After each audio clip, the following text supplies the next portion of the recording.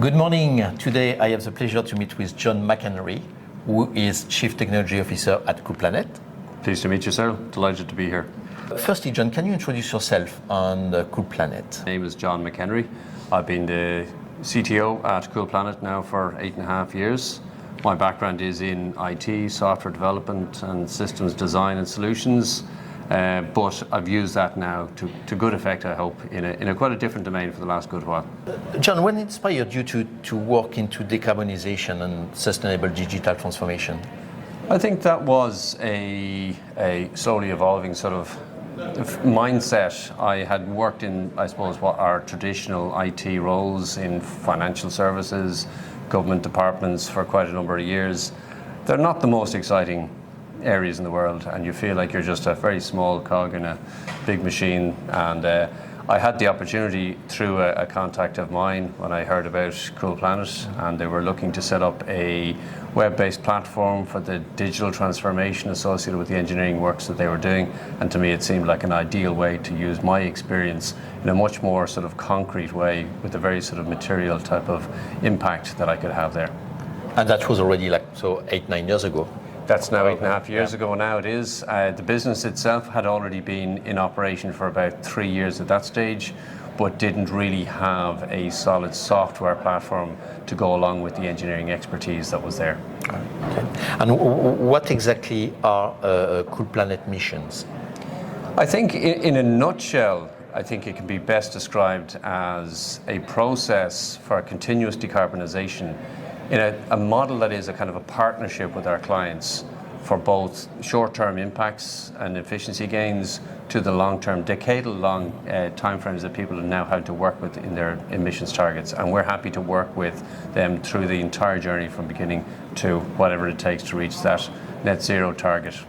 And are there any specific industries that you are focusing on? We have been quite involved in the industrial sector. Has been the mainstay for CoolPlanet for a long time, although we have a bit of work now in commercial buildings and now in mobility with mining fleet and stuff like that. Within the industrial sector, it's been quite diverse. Glass manufacturing, plastics, food and beverage, you name it. They have so much overlap with each other and so many of the same problems that we find that we can bring experience from one relatively quickly into another and apply the same sort of expertise and energy and efficiency saving impacts. Yeah, that's one of the concepts of the circular economy, it's reuse. So yeah, absolutely. And we have found, although there is a need all the time, it's a bit like my own background in IT, that you have to gain certain knowledge of that particular domain or that particular industry to be effective, but there's enough overlap and enough commonality that we have found we can be effective in most industries that we've applied ourselves to. And can you give us an example about an innovative project that you are doing at CoolPlanet and how your technology helped to decarbonize?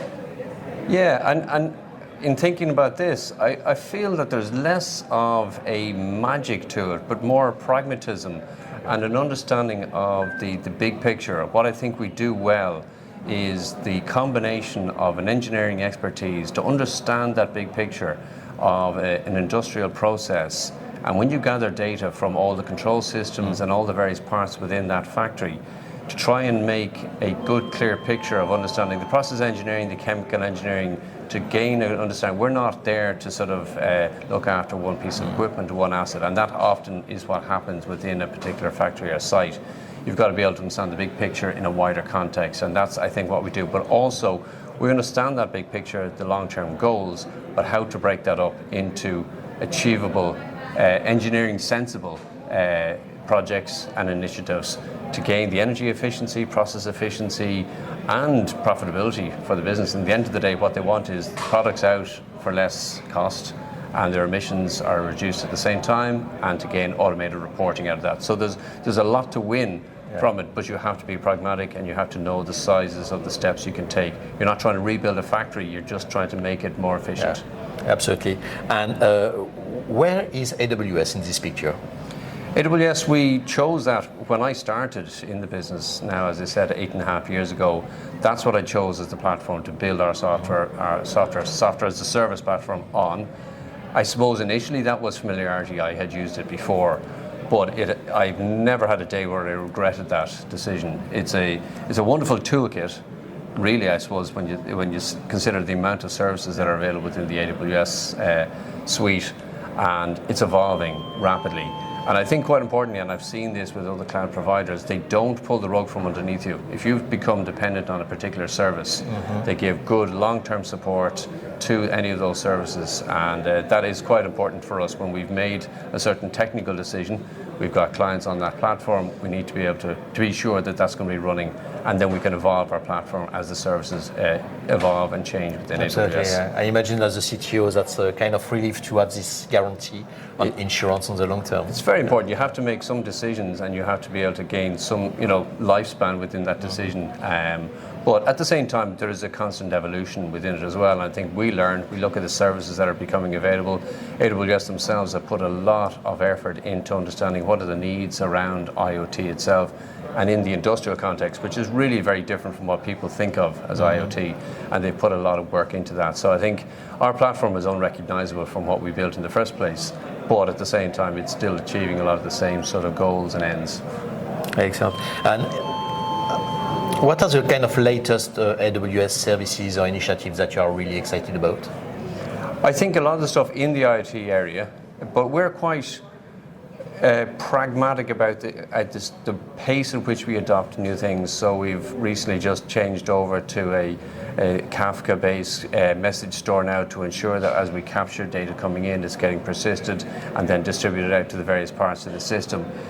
So that would be an area that we're actively evolving the architecture of the platform on.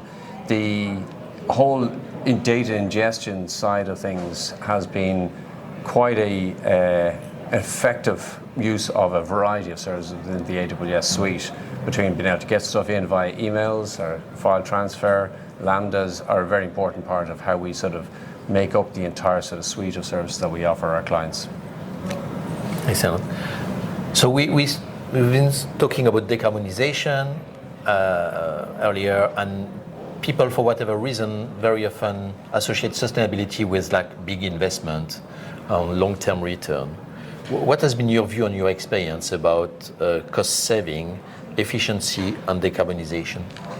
Yeah, I think for us, I mean, this is absolutely the hard-earned experience of all the work we've done over the years. Many of our clients and most of our projects that we engage with are a 3 to 5 year payback kind of period. So it's not really a massively long-term type of investment. And that can range from fridge recommissioning, combining up of fridge systems, installation of solar, which is a big part of what we do nowadays as well, battery storage, heat pumps. Many of these things can have a return of investment of as little as 3 years.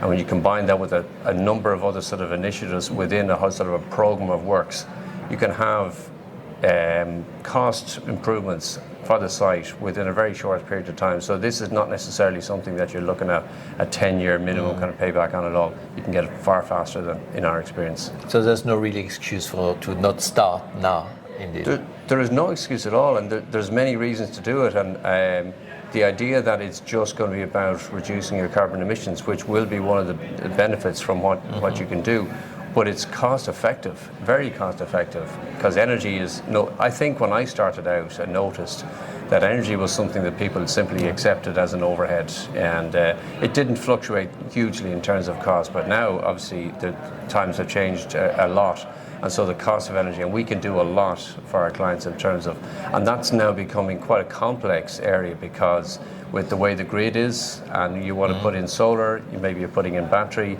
and now you're starting getting into looking at market prices and maybe a bit of grid response kind of. So we combine all of those sorts of technologies and engineering and process together to make it very cost effective and really bring sites to a very sophisticated state in terms of how they manage their energy consumption. Excellent. And last question for me. If someone is interested to start his journey in sustainable digital transformation and decarbonization, how should they start? I think it's an interesting question, because I think a lot of the engagements we have with clients, we have to start off very simple with them sometimes. They may not be very far along the road of their own digital transformation, and you have to work with them where they're at, as opposed to where they want to end up. So you can be simple sort of things. What data do you currently have? The chances are they have some control systems, and you're just trying to help them out with a bit of a network strategy. So we do have to, that dual language of the OT, the engineering, as well as the IT, do it securely and all that kind of stuff, bridging the conversation between the IT and OT departments, who may at that stage in the early part of their journey not be communicating that well. And it's a little bit part of what I'll be talking about later on today at the summit. So I think you can say, well, can you give us an export of any data from that system, and we'll ingest that and show you a baseline of where you're at. Simple kind of things. Email that file in every day or every week, and we'll process that and give you a dashboard. We don't have to get everything live and connected up and every system online before you get any benefit back from it. We can start really simple, and then it's a partnership, and we can grow with them as they evolve their own strategy. And you've got to be adaptable as well, because they've got to make decisions about what's in their best interest, to where to store the data. So we'll shift and change with them. So if we want to get the data from another cloud platform that they've decided to go with, we'll do that, and we'll shift over. So adaptability, and start simple, and look at the most kind of clear-cut use cases that you can get benefit from. And that's, the engineering expertise that we have is very effective at somebody walking onto site there, spending a day on site with the engineers there, walk the plant and understand, right, we can see where the earliest opportunity, and we present that back in the platform then to understand where you can make your gains quickly. So it's just where's the on-ramp for you that's most effective? Pick it and let's get started. Great, thank you very much for your time today, You're more John. than welcome, delighted to be here.